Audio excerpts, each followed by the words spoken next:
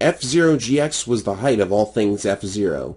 You have one of the greatest and fastest racers available with many hours of replay value. I've already gushed about it for several paragraphs straight, but it's a tough act to follow.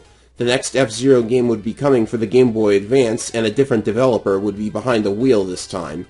So I'm going to try not to be too hard on F-Zero GP Legend, because expecting it to stack up to GX may not be all that fair.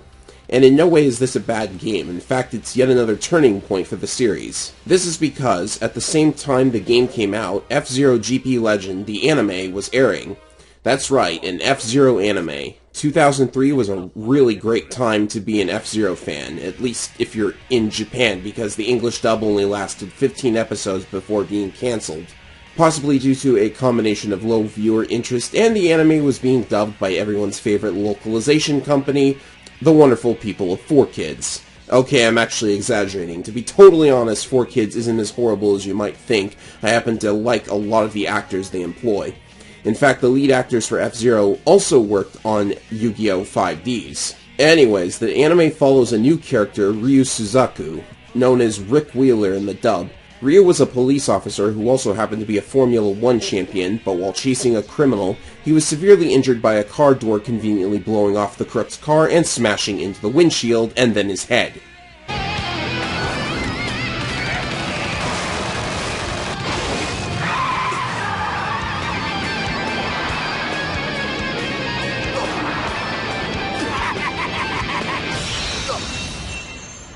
Ryu's body is preserved in a stasis for 150 years, at which point he's awakened and restored by Dr. Stewart and Jodie Summer, who need him and his racing skills to win F-Zero races, so they can keep criminals from winning the prize money and funding their illegal activities.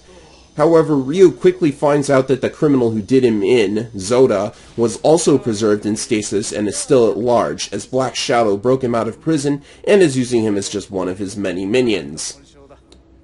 Similarities to Demolition Man or even Futurama aside, you might be asking yourself several questions, such as, what happened to Captain Falcon? He's still around, in fact he's integral to the story, but I get the feeling the writers like the idea of Falcon as an enigma of a racer, equal parts badass and mysterious, and I can't say I disagree. And there's still plenty of racing going on. Many of the actual races take place on courses from the actual games, the first being F-Zero X's Figure 8, and the Christmas episode features a race on Meteor Stream from GX. Meteor Stream. Racing beneath a meteor shower on Christmas Day. Sure. I don't really hate the show. It's very fun to watch in the first season, actually. The issue is that after introducing us to the main cast, the show becomes episodic with a lot of filler until halfway through the show, when we're finally introduced to the actual reason Black Shadow wants all this Grand Prix money. All of the characters from F-Zero X make appearances at least once, and 4 of the new characters are playable in the GBA game. However, the show takes a good number of liberties with older characters. I get that the games didn't really have much lore to work with, and GP Legend is technically a reboot, but I actually did get an attachment of some kind to characters due to their pilot profiles in GX. For example, I really liked Leon, even if his machine is made out of junk metal from his home planet, but hey, he wants to win money so he can save his planet from poverty. Isn't that just the best thing ever? Well, guess what? The anime made him into a generic werewolf. A freaking werewolf. A stinking human that turns into a wolf. Leon's not even supposed to be a wolf. He's a feline. Though GX introduced us to Samurai Goro's son, he's nowhere to be seen in the show, even though a new character turns out to be his wife. In fact, none of the newly introduced characters in GX appear aside from 2, Deathborn and Don Genie. Towards the end of the show, however, they are revealed to both be alter egos of Black Shadow, and they're the chairman of the F-Zero Committee, which means it's no wonder Zoda and co. are allowed to even be in the race. The whole thing was practically money laundering to begin with. But honestly, with a headache-inducing storyline, more than a few filler episodes, and bizarre changes to the story of characters already known, the show wasn't as big or as beautiful as it really could have been. Like, take this whole 150-year stasis thing, for example. It's annoyingly overused. Listen to this. Not only was Ryu preserved in stasis for 150 years, so was Zoda. And why would you preserve him? He's a psychopathic killer. Just get rid of him and, like, the entire plot basically doesn't happen. And not only that, Ryu's own girlfriend is also said to have suffered an accident, and she also gets preserved for 150 years. Only Black Shadow gets to her first and makes her into another one of his minions, and then it turns out Black Shadow was the one who sent Zoda back in time in order to cause all this to happen to begin with. It's like I'm playing a Kingdom Hearts game! I might be bagging on GP Legend too hard. People do like this show, and one of the reasons for that is, if nothing else, this show has left its mark on our world. For all the annoyances that pop up in the middle of the show's first 50 episodes, Episode 51 concludes the show with possibly the biggest bang ever witnessed in anime.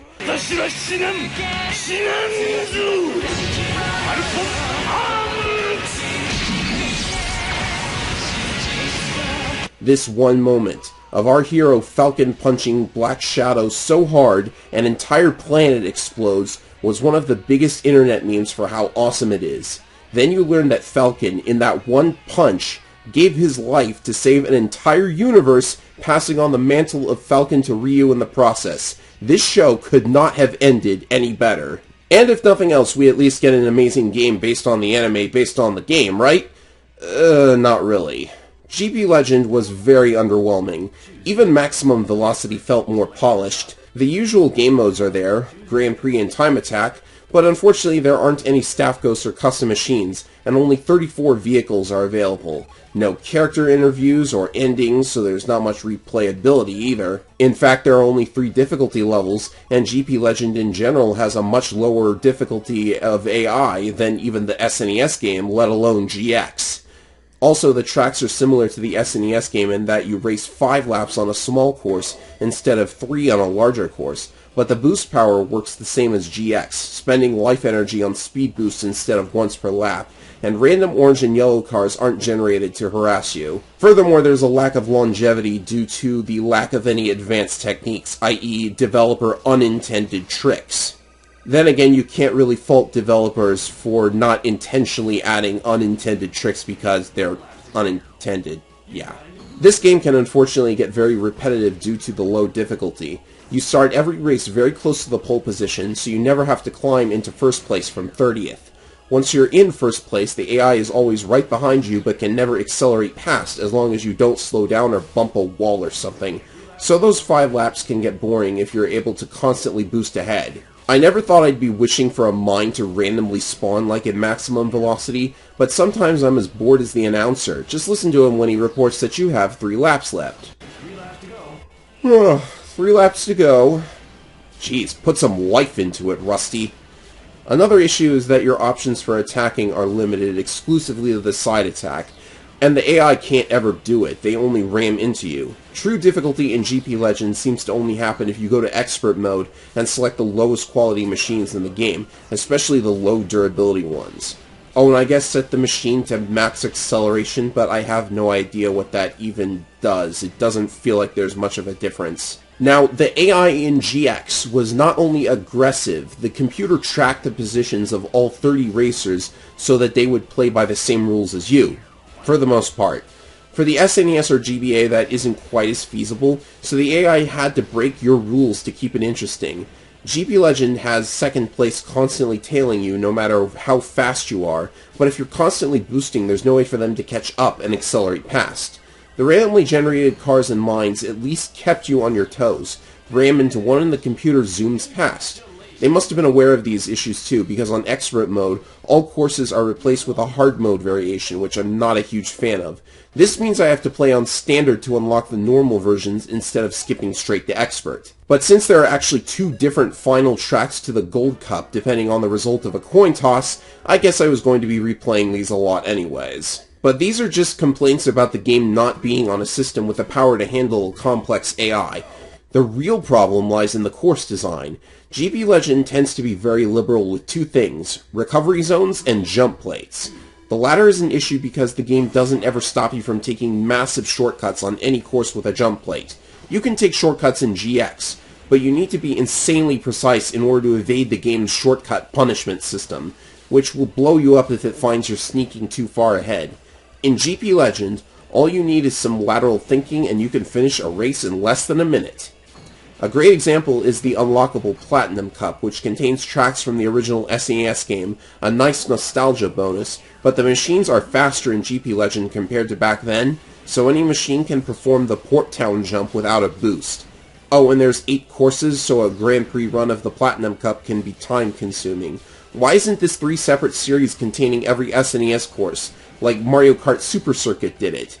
Why just 8 of them? Did they not want to add Death Wind back in? Would be nice to see that place again, honestly. In fact, speaking of the game's settings, there are only really 2 new ones. Mist Flow, in which your visibility is very poor, and Illusion, which has no guardrails and is basically the replacement for Phantom Road. None of GX's settings appear in GP Legend except for Lightning, and I really couldn't tell you why they picked Lightning out of all of GX's wonderful settings.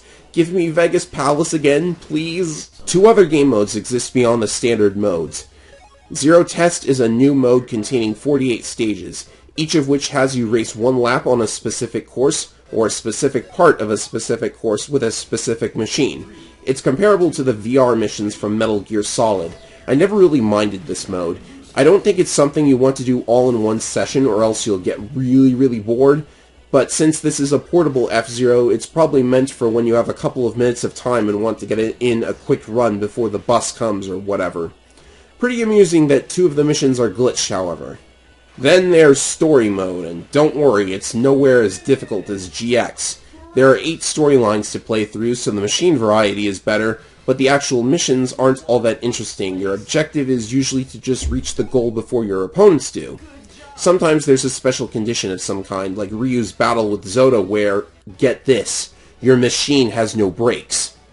What machine in all of F-Zero ever needed to use the brakes? The storylines aren't great either. Most of them don't even close down the plot lines they open, and this isn't canon to the TV show anyways. It's more like a teaser for certain plot elements in the show. Example, Falcon's story starts with Dr. Clash being captured by Zoda, but Clash is never rescued in the end.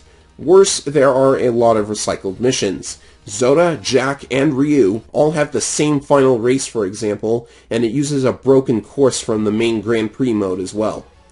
Did I mention that not all of the story mode tracks are original creations? But then, if you live in Japan, yet again the story doesn't end there. In Japan, the GBA accessory, the e-reader, remained popular for a little longer than it did in America. This accessory used cards with dot codes printed on them to download additional game data into supported games. Highly impractical, but very cool looking. For GP Legend, there were cards to unlock 4 extra machines, 20 courses, and 20 staff ghosts. The cards were never sold in America, so the machines are made unlockable by other means, though we still missed out on the extra courses and staff ghosts. I doubt these would have redeemed everything else in the game, but it is an actually pretty good amount of extra content, and a modder very recently came out with a patch that adds all the e-reader data into the base game, so anybody can open it up and start racing on the new tracks. It's easy for me to be hard on GP Legend because of what came immediately after it. In the West, mediocre performances from both the game and the show led to the show being cancelled a mere 15 episodes in, and the sequel to GP Legend was left out of any sort of localization altogether. 2004's F-Zero Climax is the second game in the GP Legend continuity and the latest F-Zero game entirely, and it was never localized. I swear, Climax had better not literally mean this is the final F-Zero, that would just be awful. These 2 games were outsourced to a now defunct developer called Suzak, and I would say they've more than atoned for GP Legend with this follow-up. Climax just plain fixes everything. Master Mode is back, spin attacks are back, the AI is better, we're back to 3-lap races, and the course design is much better. They even did something creative with the boost mechanics. New in this game is the Boost Fire, which is a mechanic based on a plot device from the show.